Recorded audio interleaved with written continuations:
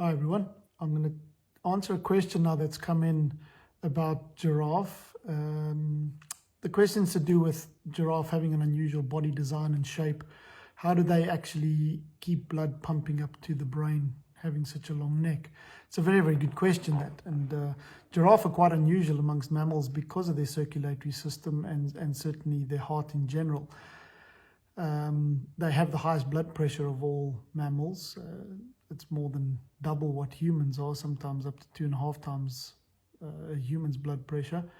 And that would obviously make sense because they need to pump against gravity to get the blood from the heart all the way to the head, which is a few meters above the heart. And there's going to be an incredible hydrostatic pressure. Now, all liquids exert pressure in all directions, but obviously you've got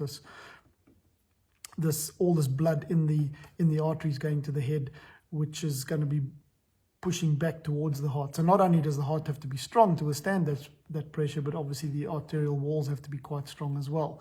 So let's start at the engine room, the pump, the heart itself. Now, you would expect to overcome a problem like this, pumping against gravity, you just get a bigger pump. That's what we would do if we were pumping water. And that's very simple to do, but you've got some restrictions here. You've got an abdominal cavity, which doesn't necessarily allow for that. So if you can't have a much bigger heart, and giraffe don't have a much bigger heart than animals of equivalent size, you've got to actually make the pump itself a little bit stronger. Now, it doesn't mean that the whole pump has to be stronger, but certainly the part that deals with blood pumping up to the brain, which is the left ventricle, that has got a much stronger wall, if you like. The whole compartment there is a little bit stronger than the other ventricle, which pumps only to the lungs. So it's the wall is about 3 to 4 times thicker. So that makes for a very, very strong force when it's pumping, and it pumps with quite a rate. It's more than double that of humans. So this is enough to actually get that blood pressure going. The blood pressure is 300.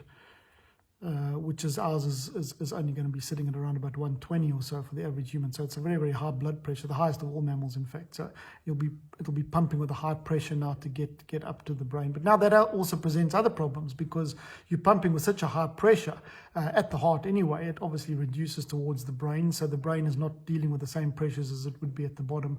But you still have challenges because the giraffe's not always got his head up. The head is down sometimes, it's feeding, it's moving the head around. So you're going to need other adaptations in the entire body design and the circulatory system to keep the giraffe functioning, to stop it dying, to stop it passing out, and so on.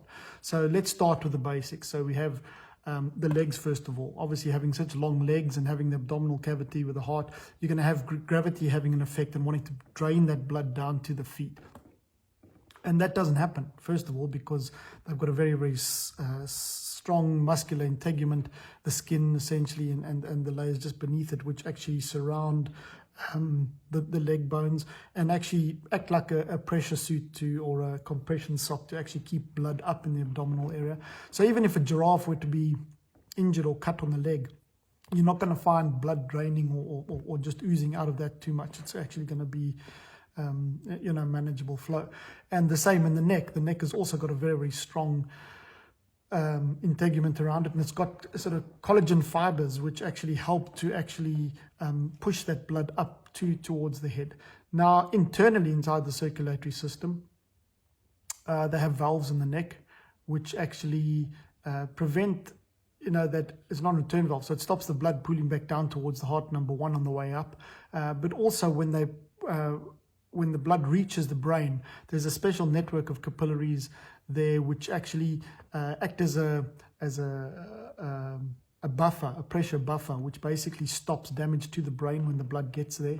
And then when they put the head down and they drink for a while, or they're feeding at a low bush, and they suddenly lift the head up to look for a predator. Typically, in most animals, having done that, having had the head low down, you'd have pooling of blood at the head. And then the moment you put the head up, you'd have that blood rush and the draining of blood, which would also typically cause an animal to pass out or faint. Now, that doesn't happen in the giraffe, and that's because they also have valves in the jugular, the veins going back down, which actually stop that blood draining or pooling back towards the head. So when the head is put down, the blood on its way back down to the heart doesn't flow backwards and actually pull against the brain. So when they lift their head up, there's actually no change in pressure. So all of these mechanisms are designed to maintain a constant blood pressure.